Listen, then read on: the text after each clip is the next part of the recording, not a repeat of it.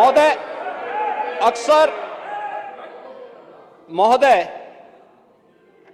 अक्सर जब हम लोग अभिभाषण की चर्चा करते हैं तो कोई भी संवैधानिक प्रमुख सरकार की उपलब्धियों के बारे में चर्चा करता है और अपनी भावी योजनाओं को भी, सरकार की भावी योजनाओं की भी चर्चा करता है।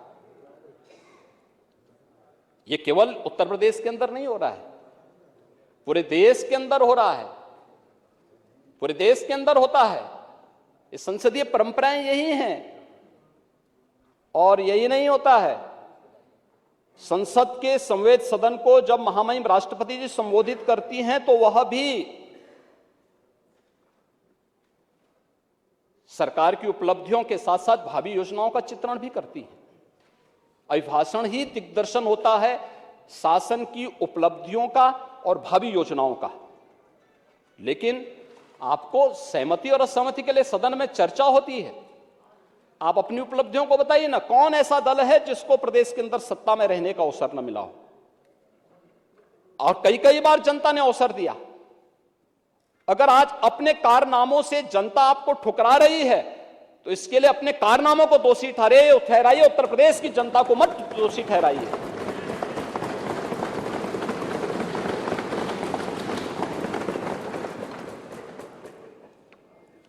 और महोदय, मुझे आश्चर्य इस बात को हुआ, आश्चर्य तो मुझे इस बात के लिए हुआ कि उत्तर प्रदेश जिन जिन उपलब्धियों में नंबर 1 पर है, जिन बातों में पिछले 6 वर्षों में उत्तर प्रदेश ने नंबर 1 स्थान प्राप्त किया, उन उपलब्धियों के बारे में हर उत्तर प्रदेश वासियों को गौरव की अनुभूति करनी चाहिए, चाहे वो सत्ता पक्ष का हो, विपक्ष का हो या कोई भी उत्तर प्रदेश का वासी हो। हर एक को गौरव की अनुभूति होनी चाहिए। हमारा उत्तर प्रदेश आगे बढ़े, हम सबको गौरव होना चाहिए। लेकिन हम कहें साहब ये तो गलत है, हम ये कहें कि साहब नहीं उत्तर प्रदेश तो अभी जो है 50वें स्थान पर है, तो 50 तो राज्य ही नहीं यूपी में अंदर। आश्चर्य होता है हमें, यानी उन्हें यह दिखाने में कि उत्तर प्रदेश तो अभी पिछड़ा है, उत्तर प्रदेश बीमारू है, ये बोलने में गौरव की अनुभूति होती है। ये उत्तर प्रदेश के बारे में इनकी मंशाओं को उजागर करता है,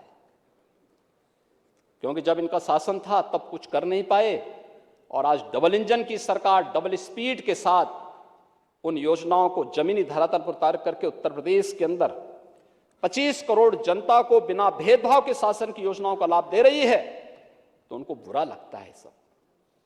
ये सब बुरा लगता है उन्हें, और फिर उसको लेकर के तमाम प्रकार की चर्चाएं शुरू हो जाती हैं, तमाम प्रकार की बातें फिर शुरू होती हैं। होना तो यह चाहिए कि हर सदस्य को, हर माननीय सदस्य को, वो सत्ता पक्ष का हो विपक्ष का हो, उसको उत्तर प्रदेश के गौरव पर, उत्तर प्रदेश की उपलब्धि पर गौरव की अनुभूति करनी चाहिए।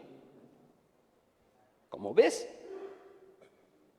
डबल इंजन सरकार ने ज्यादा एग्रेसिव तरीके से उसे आगे बढ़ाया है, श्रेय उसको ज्यादा मिलेगा। लेकिन थोड़ा बहुत योगदान हो सकता है कि किसी न किसी सरकार ने भी कुछ न्यू रखने में कुछ तो योगदान किया होगा, पिछली सरकारों ने भी, तो उसी के साथ अपना नाम भी जोड़ देना कि देखो हमने भी किया। जैसे हर चीज के लिए बोलते हैं, वो तो हम भी करना चाहते थे लेकिन हम कर नहीं पाए, लेकिन चलो जोड़ दो भाई, बोल दो उत्तर प्रदेश आज खाद्यान्न उत्पादन में नंबर 1 पर है, तो हमने भी योगदान देने का प्रयास किया था या हमने भी किया था। उस समय हम डाटा नहीं फीड कर पाए और भी नहीं कर पाए, हमें बोल देने के, बोल दें, ना बोले कम से कम ये तो ना बोले नहीं उत्तर प्रदेश में ऐसा नहीं हो रहा है, आप तो अन्नदाता किसानों को परेशान, आपको अपमान कर रहे हैं। यूपी के नौजवानों के बारे में हम कहते हैं यूपी में सबसे अच्छा युवा है, स्किल मैन पावर हमारे पास है। नहीं, ऐसा नहीं, उत्तर प्रदेश में तो सब विश्वविद्यालय खराब हैं। अब ये आप क्या साबित करना चाहते हैं? उत्तर प्रदेश के बारे में, उत्तर प्रदेश का जो परसेप्शन बना था, क्या उसमें कोई परिवर्तन ही नहीं आया? पिछले 6 वर्ष के अंदर कोई परिवर्तन ही नहीं देखने को मिला। लेकिन स्वीकार करने का की हिम्मत नहीं है, और उन योजनाओं के बारे में उसको नकारने की एक जो आदत है, उस नकारने की इस आदत ने आज उत्तर प्रदेश को किस स्थिति में पहुंचाया है महोदय, ये किसी से छुपा हुआ नहीं है। और हम इस बारे में जानते हैं कि उत्तर प्रदेश आज जिन योजनाओं में नंबर 1 पर है, खाद्यान्न उत्पादन में आज उत्तर प्रदेश पूरे देश के अंदर नंबर 1 पर है। और मैं तो कहता हूं, बार बार कहता हूं कि उत्तर प्रदेश प्रकृति और परमात्मा की अपार कृपा का राज्य है, अपार कृपा का राज्य है।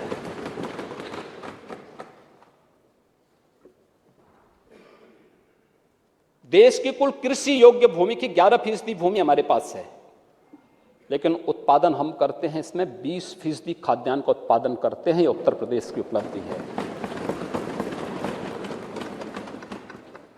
आज यहां पर खाद्यान्न उत्पादन में गेहूं है, आलू है, मटर है, आम है, आंवला है, दुग्ध उत्पादन में उत्तर प्रदेश नंबर 1 पर है।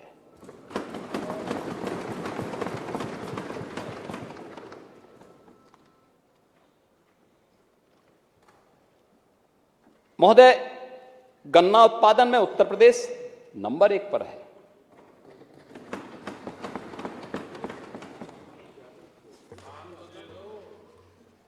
उज्ज्वला योजना के कनेक्शन देने में 1,74,00,000 परिवारों को फ्री में रसोई गैस का कनेक्शन, इसको उत्तर प्रदेश में इतने लोग इससे, यानी देश के अंदर नंबर 1 पर। एक्सप्रेसवे में नंबर 1 पर। प्रदेश के श्रमिकों, स्ट्रीट वेंडर्स, इन सबको भरण पोषण भत्ता देने में नंबर 1। अटल पेंशन योजना नंबर 1। प्रधानमंत्री जीवन ज्योति योजना में नंबर 1। सूक्ष्म लघु मध्यम उद्यम 96 लाख यूनिट यूपी के अंदर हैं, जो परंपरागत उद्यम है, यूपी के औद्योगिक विकास की आधारशिला है, इसमें नंबर 1। कृषि निवेश पर किसानों को देय अनुदान में डीबीटी के माध्यम से भुगतान करने वाला देश का नंबर 1 राज्य है। देश में सर्वाधिक मेडिकल कॉलेज निर्माण करने वाला राज्य है, और 1 डिस्ट्रिक्ट 1 मेडिकल कॉलेज के निर्माण की तरफ अग्रसर हुआ है, यह उत्तर प्रदेश राज्य है। हर गरीब के घर में शौचालय भी बने, सर्वाधिक शौचालय उत्तर प्रदेश ने बनाए, उसमें भी नंबर 1। मानव वन्य जीव संघर्ष को आपदा घोषित करने वाला देश का पहला राज्य है। कौशल विकास नीति को लागू करने वाला पहला राज्य है। गवर्नमेंट ई मार्केट से सबसे अधिक प्रोक्यूरमेंट करने वाला राज्य और पहला राज्य भी। प्रधानमंत्री आवास योजना में महोदय ग्रामीण और शहरी क्षेत्र में 52,77,000 गरीबों को एक आवास मिला है, बिना भेदभाव के मिला है, देश के अंदर नंबर 1।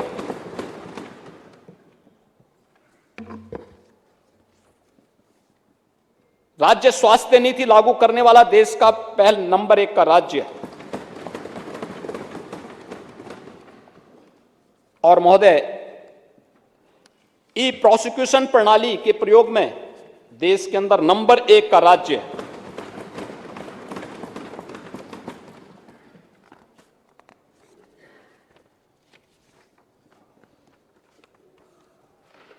दुग्ध उत्पादन में नंबर 1 राज्य है। प्रधानमंत्री जनधन अकाउंट 8,51,00,000 खाता धारक हैं, यानी 8,51,00,000 ये खाता धारक वे हैं जिनके बैंक में कभी अकाउंट नहीं खुल पाए थे। यह डबल इंजन सरकार आने के बाद ही उन बेचारों के अकाउंट खुल पाए और डीबीटी के माध्यम से पूरा 100% पैसा उनके पास पहुंचा।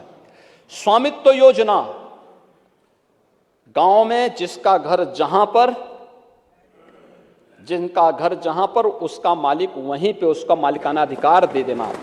महोदय, ऐसे 50,37,000 से अधिक घरौनी उन गरीबों को अब तक प्रदेश में उपलब्ध कराया जा चुका है। अभी 50 लाख से ज्यादा जिन गरीबों को उपलब्ध कराया गया, क्या ये किसी जाति के थे क्या? उत्तर प्रदेश का वासी था। हर जाति, हर मत, हर मजहब का। यही तो है सबका साथ, सबका विकास, सबका विश्वास और सबका प्रयास। यही है। लेकिन इस पर गौरव की अनुभूति करने की बजाय इसके बारे में लोग नकारी दें, कहे नहीं साहब यूपी में तो ऐसा कुछ नहीं है, यूपी को पूरी तरह नकार दिया जाए।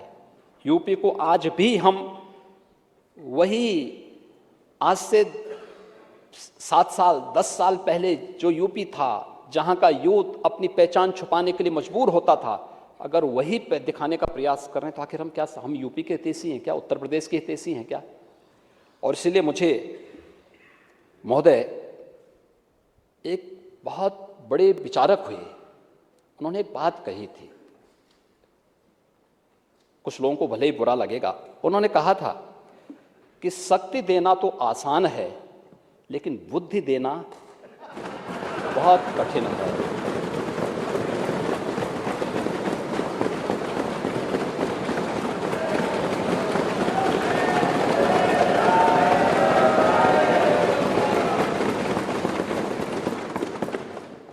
अगर इसको सरल भाषा में मैं कहूं कि विरासत में सत्ता तो मिल सकती है, लेकिन बुद्धि नहीं मिल सकती।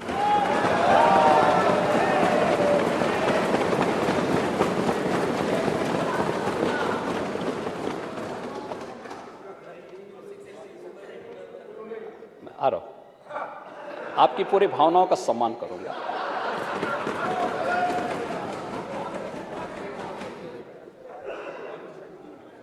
महोदय, वास्तव में नेता विरोधी दल थोड़ा गुस्सा कम कर देना, तो प्रदेश को तो एकजुट नहीं कर पाए, लेकिन परिवार को एकजुट कर पाएंगे।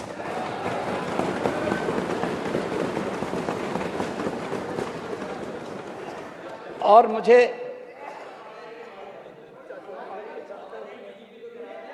आ रहा हूं मैं उस पे भी आ रहे हैं, उस पे भी आएंगे।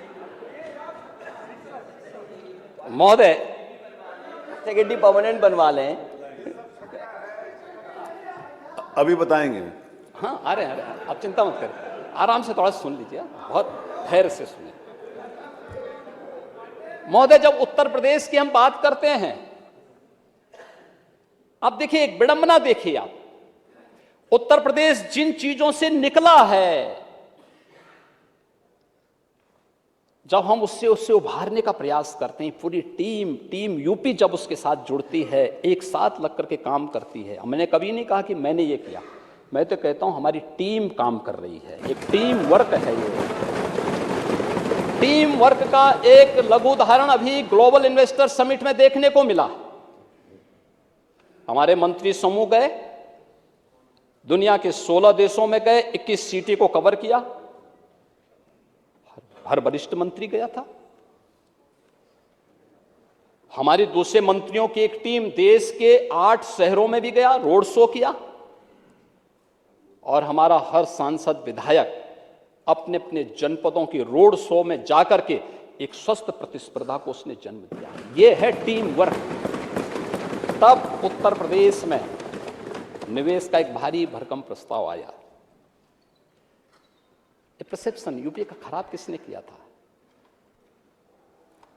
जिन लोगों ने बांटा था, जाति के नाम पे, मत और मजहब के नाम पे, तमाम वादों के आधार पर समाज को बांटा था। हम प्रदेश में ईज ऑफ लिविंग की बात करते हैं, वो जाति की बात करते हैं। हम कहते हैं सबका साथ सबका विकास, शौचालय मिलेगा, सबको मिलेगा, हर गरीब हर जरूरतमंद को मिलेगा।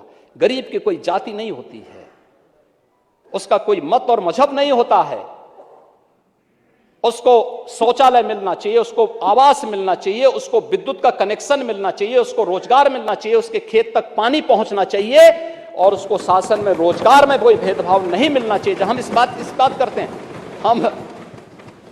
हम शौचालय देने की बात करते हैं, वो जाति की बात करते हैं। हम मकान देने की बात करते हैं, ये लोग जाति की बात करते हैं। हम रोजगार की बात करते हैं, ये जाति की बात करते हैं।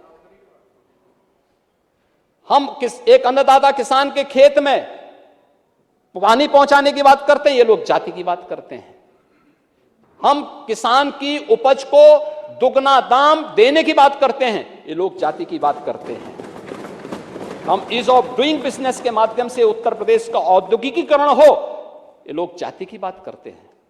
परंपरागत उद्यम को प्रोत्साहित करने के लिए हम कार्य करना चाहते हैं, कर रहे हैं, ये लोग जाति की बात करते हैं। उत्तर प्रदेश को जहां से निकाल करके आगे बढ़ाने का प्रयास हुआ है, ये लोग उससे फिर पीछे धकेलने का काम करते हैं। और महोदय, जाति के नाम पर फिर इन्होंने क्या किया है, मुझे दूर मत करिए। ये महोदय एक कटिंग है, यूपीएससी का माया जाल, 86 एसडीएम में से 56 एक जाति विशेष के। ये है राजभर जी, देखिए एक कमाल, एक कमाल देखा होगा ना आपने भी, यही कमाल है। अब देख लो क्यों जाति की बात कर रहे हैं। ये देखो 86 एसडीएम उत्तर प्रदेश लोक सेवा आयोग से चयन होते हैं और 46 में से 56 एक जाति विशेष के होते हैं। यही है इनका सामाजिक न्याय। ये लोग न्याय की बात करते हैं। महोदय, अध्यक्ष महोदय, मेरा निवेदन है आपसे कि इसकी सूची जरूर on the floor of house आ जाए। हाँ, सभी माननीय सदस्य की जानकारी में आ जाए। फ्लोर में, फ्लोर के सदन के फ्लोर पे ही हम इसको टेबल करेंगे। हो गया टेबल। अध्यक्ष महोदय, वो टेबल हो गया ना, आपने जो कहा था। पेपर नहीं चाहिए मुझे, मैं सूची चाहता हूं on the floor of house आ जाए, वो तो जिससे पूरे मंत्री ने कहा वो सदन टेबल की कर दें। जानकारी में आ जाए।